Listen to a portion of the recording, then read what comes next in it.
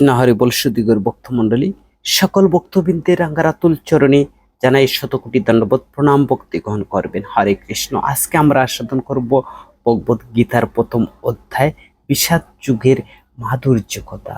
হরে কৃষ্ণ। তো ভগবত গীতার বিষয়বস্তু হচ্ছে ঈশ্বর, জীব, প্রকৃতি, কাল, কর্ম। ঈশ্বর হচ্ছেন পরম নিয়ন্তা, পূর্ণ জ্ঞানময়, অর্থাৎ তিনি হচ্ছেন সর্বজ্ঞ। আর জীব হচ্ছে জীবসত্তা, ক্ষুদ্র জ্ঞানযুক্ত বা অল্পজ্ঞ বলা হয়। প্রকৃতি হচ্ছে জড়া প্রকৃতি, যেমন সত্য, রজতম, এই তিন গুণেরই আশ্রয়। কাল হচ্ছে ধ্বংস সাধনকারী কাল, ত্রিগুণ শূন্য জড়াদ্রব্য বিশেষ।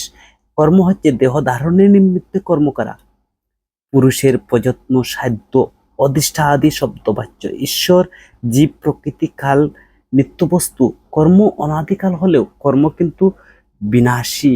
কর্ম একসময় বিনাশ হয়ে যায়।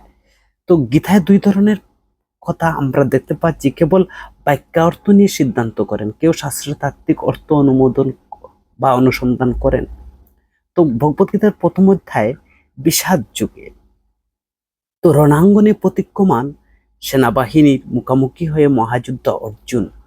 উভয় পক্ষে সেনাসজ্জার মধ্যে সমাবেত তার অতি নিকটে অন্তরঙ্গ আত্মীয় স্বজন, আচার্যবর্গ, বন্ধু বান্ধব সকলকে যুদ্ধে প্রস্তুতি দেখে জীবন বিসর্জনের উন্মুখ হয়ে থাকতে দেখেন। তো সুখে দুঃখে কাতর হয়ে অর্জুন শক্তিহীন হলেন এবং তার মন মোহাচ্ছন্ন হলো। তিনি যুদ্ধ করার সংকল্প প্রায় পরিত্যাগ করলেন। তো এ অধ্যায় থেকে আমরা জানতে পারি যে সকল বাহ্যিক জাগতিক প্রতিকূল পরিস্থিতির সঙ্গে অন্তিমে বিজয় শরণাগত ভক্তির জন্য বিজয় হচ্ছে সুনিশ্চিত। ভগবান তাকে রক্ষা করবেন। ভগবান তার ভক্তের ব্যক্তিগত সেবক হন। আমরা প্রথম অধ্যায় যা দেখতে পাচ্ছি, ভগবত গীতার মূল চরিত্র হচ্ছে শ্রীকৃষ্ণের প্রবেশ হচ্ছে তার ভক্তের ব্যক্তিগত সেবক হিসেবে তিনি সেখানে প্রবেশ করছেন।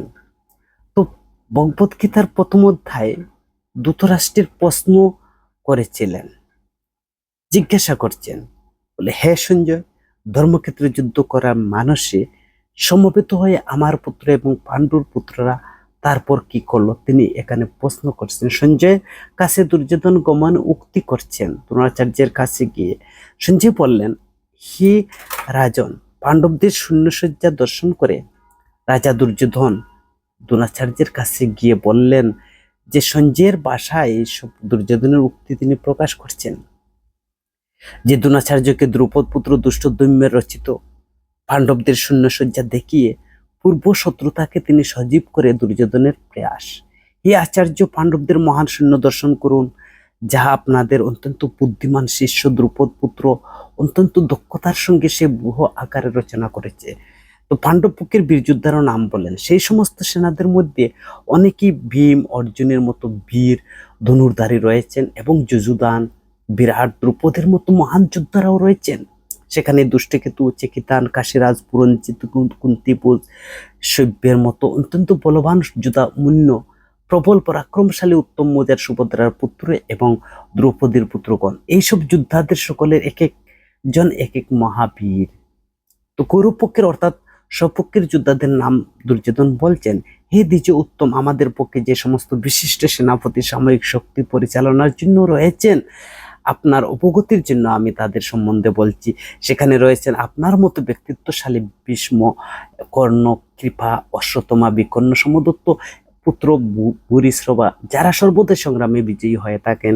এবং এছাড়া আরো বহু সেনানায়ক রয়েছে যারা আমাদের জন্য তাদের জীবন পর্যন্ত ত্যাগ করতে প্রস্তুত। তারা সকলেই নানা প্রকার অস্ত্রশস্ত্রে সজ্জিত এবং তারা সকলেই হচ্ছে সামরিক বিজ্ঞানের বিশারদ। তো আমরা ভীষ্মের দ্বারা সুরক্ষিত, তো পাণ্ডব ভীমের দ্বারা সুরক্ষিত। তো আমাদের সৈন্যবল অপরিমিত এবং আমার পিতামহ ভীষ্মের দ্বারা পূর্ণরূপে সুরক্ষিত, কিন্তু ভীমের দ্বারা সতর্কভাবে সুরক্ষিত। পাণ্ডবদের শক্তি কিন্তু সীমিত। এখন আপনাদের সকলের সেনাব্যূহে প্রবেশ পথে নিজ নিজ গুরুত্বপূর্ণ স্থানে স্থিত হয়ে পিতামহ ভীষ্মকে সর্বোত্তভাবে সহযোগিতা করার জন্য তিনি বলছেন। যা ভগবত গীতার প্রথম অধ্যায়ের 1 থেকে 11 নং শ্লোক পর্যন্ত। এইভাবে যে সঞ্জয়ের ভাষায় বাক্যপুটে দুর্যোধনের যে সেখানে যুদ্ধের প্রস্তুতি সম্পর্কে বর্ণনা করছেন। তো পাণ্ডবরা যুদ্ধের জন্য জয়লাভ করবে, তাদের ভগবদ্গীতার প্রথম অধ্যায়ের 12 থেকে 20 শ্লোকে যে পাণ্ডবদের যুদ্ধের জয়ের কয়েকটি সংকেত সমূহ আভাস পাওয়া যাচ্ছে সঞ্জয়ের ভাষায়। সেখানে যুদ্ধক্ষেত্রে তিনি বর্ণনা করছেন। রাজা দুর্যোধন বহুমান যুক্ত বাক্য শুনে ভীষ্মদেব কি করলেন, এই সময় ভীষ্মদেব তিনি উচ্চনাদ শঙ্খ বাদন করলেন। তখন কুরুবংশের বৃদ্ধ পিতামহ ভীষ্ম দুর্যোধন হর্ষ উৎপাদনের জন্য সিংহের গর্জনের মতো অতি উচ্চনাথে তার একটি শঙ্খ বাজাইলেন। তারপর ভীষ্মদেবের যুদ্ধ উৎসাহ দেখে সর্বোত্তভাবে যুদ্ধ উৎসাহ আরম্ভ হলো। শঙ্খ সহ বিভিন্ন বাদ্যযন্ত্র একত্রিত ধ্বনিত হলো, তুমুল শব্দের সৃষ্টি হলো। শঙ্খ, ভেরি, প্রণব, আনক, ঢাক, গোমুখ, সিংহাসমূহ হঠাৎ একত্রে ধ্বনি হয়ে এক তুমুল শব্দের সৃষ্টি হলো। তারপর পাণ্ডবদের যুদ্ধের উৎসুকের কথা 5টি শ্লোকে বলছেন, 14 থেকে 18 শ্লোকে। অন্যদিকে শ্বেত অশ্বযুক্ত এক দিব্যরথে স্থিত শ্রীকৃষ্ণ অর্জুন উভয় তাদের দিব্য শঙ্খ বাজাইলেন এবং শ্রীকৃষ্ণ সহ পঞ্চ পাণ্ডবের শঙ্খের নাম এবং অন্যান্য যোদ্ধাদের নিজ নিজ শঙ্খ বাজাইলেন।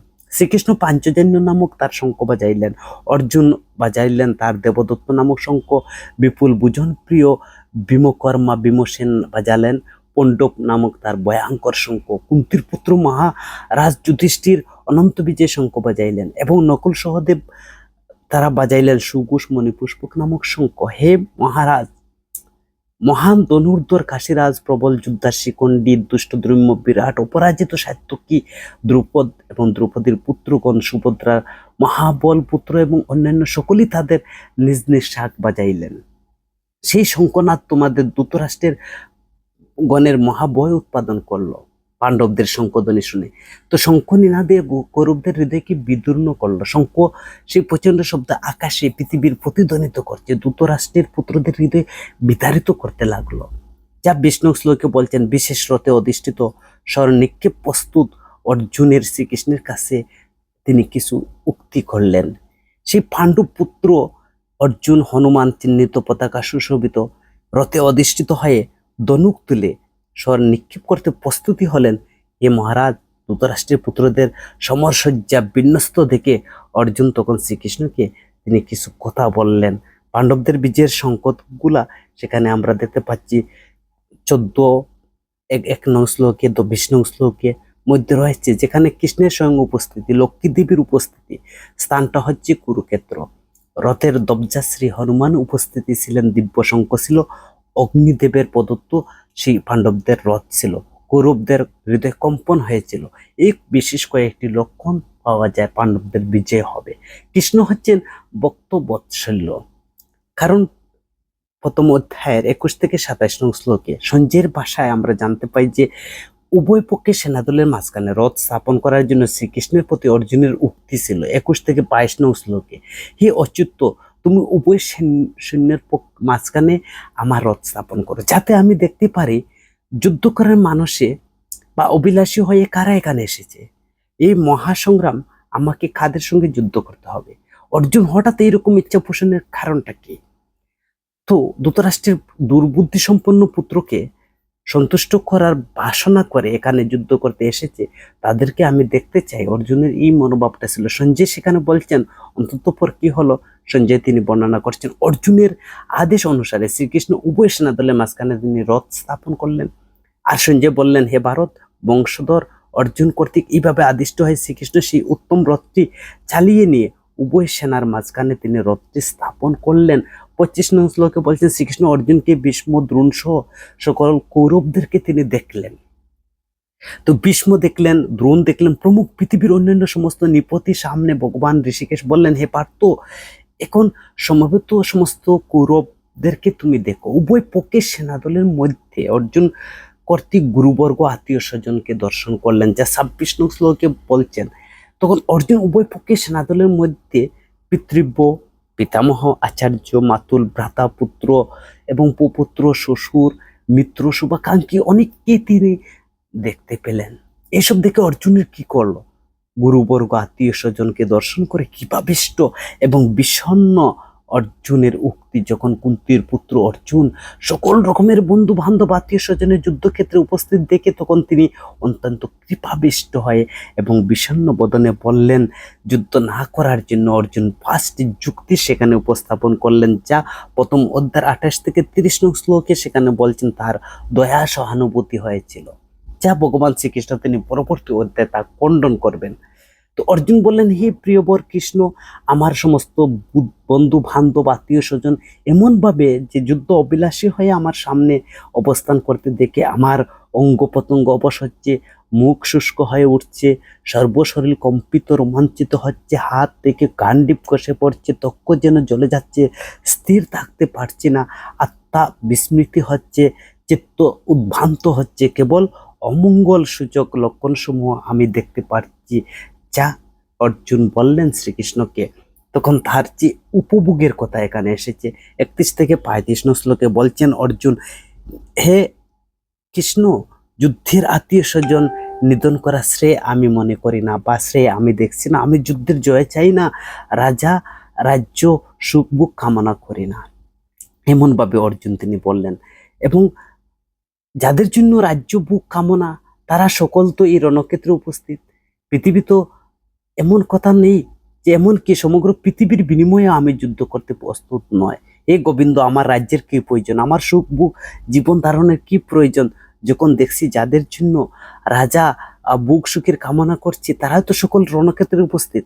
হে মধুসূদন, যখন আচার্য পিতৃব্য পিতামহ মাতুল শ্বশুর পুত্র শালিক আত্মীয় স্বজন সকলে প্রাণ ধনাদির আশা পরিত্যাগ করে আমার সামনে যুদ্ধের উপস্থিত হয়েছে, তারা আমাকে বোধ করুক, আমি তাদেরকে হত্যা করতে চাই না। কেন? সমস্ত জীবের প্রতিপালক হচ্ছেন জনার্দন, পৃথিবী তো কথা তুচ্ছ, সমগ্র ত্রিভুবন বিনিময়ে আমি যুদ্ধ করব না। ধৃতরাষ্ট্রের পুত্রদের নিধন করে আমি কি সন্তুষ্ট হতে পারবো? অর্জুনের ইচ্ছা যুদ্ধ করবেন না, তিনি দুর্বৃত্তদেরকে ক্ষমা করছেন। কেন? দেহাত্মক বুদ্ধি। তো যতক্ষণ পর্যন্ত দেহাত্মক বুদ্ধির ফলে আত্মীয় স্বজনের প্রতি সহানুভূতি, এছাড়া একাকী রাজ্যভোগ অসম্ভব। বক্তচিত্ত গুণ সেখানে অর্জুনের ছিল, সেটা বক্তচিত্ত গুণের প্রভাবে। আর কৃষ্ণের ইচ্ছা হচ্ছে অর্জুন দিয়ে যুদ্ধ করিয়ে কৌরবদেরকে ধ্বংস করতে চেয়েছেন। তো ভগবান কেন তিনি কৌরবদেরকে ধ্বংস করতে চাচ্ছেন? কারণ ভগবানের ইচ্ছা হচ্ছে যে ভগবানের কাছে যদি কেউ অপরাধ করে ভগবান তাকে ক্ষমা করে দেন, কিন্তু তার ভক্ত পাণ্ডবদের কাছে যারা অপরাধ করে তাদেরকে তিনি ক্ষমা করেন না। তো 37 এবং 38 নং শ্লোকে বলছেন সেখানে পাপের ভয়। কৃষ্ণ যদি বলেন অগ্নিদাতা, বিষদাতা, শস্ত্রধারী, দনকেত, স্ত্রী অপহরণকারী, এই 6 আততায়ী স্মৃতিশাস্ত্রে অভিহিত রয়েছে। দুর্যোধন আদি কৌরবরা এই 6 প্রকারই পাপে তারা পাপ করেছে। এতপর তাদেরকে বোধ করা যুক্তিযুক্ত, কেননা শাস্ত্র বলছে আততায়ী আসতে দেখলেই বিচার না করে তাকে বোধ করা উচিত। আততায়ী বোধের কোনো পাপ হবে না। কৃষ্ণের কাছ থেকে এইরূপ যুক্তি আশঙ্কা করছেন অর্জুন, কিন্তু আততায়ী বোধ করা উচিত, এটি অর্থশাস্ত্রের কথা। কিন্তু অর্থশাস্ত্রের বচন ধর্মশাস্ত্রের অপেক্ষা দুর্বল। ওদেরকে হত্যা করা মহাপাপ আমাদের আচন্ন করবে, এই ধরনের আততায়ী বোধ করা মহাপাপ আমাদের আচন্ন করবে। সুতরাং বন্ধু বান্ধব সহ ধৃতরাষ্ট্রের পুত্র সংহার করা আমার পক্ষে উচিত হবে না। অর্জুনের মন্তব্য, হে মাধব, লক্ষ্মীপতি শ্রীকৃষ্ণ, আত্মীয় স্বজন হত্যা করে আমার কি লাভ হবে? তা আমার কেমন করে সুখী হব বলো? কৃষ্ণ রাজ্য লোভের অভিভূত হয়ে এই পাপ লক্ষ্য করছেন না, কিন্তু আমি তো তার লক্ষ্য করছি। ওরা তো তারা পাপে তারা করছে না। হে জনার্দন, যদিও ওরা রাজ্য লোভে অভিভূত হয়ে কুলক্ষয় জনিত দোষ, মিত্র দোষ, নিমিত্ত পাপ লক্ষ্য করছে না ওরা, কিন্তু আমি তো কুলক্ষণ জনিত দোষ দেখতে পাচ্ছি, লক্ষণ করতে চাচ্ছি। আমি কেন পাপে লিপ্ত হব?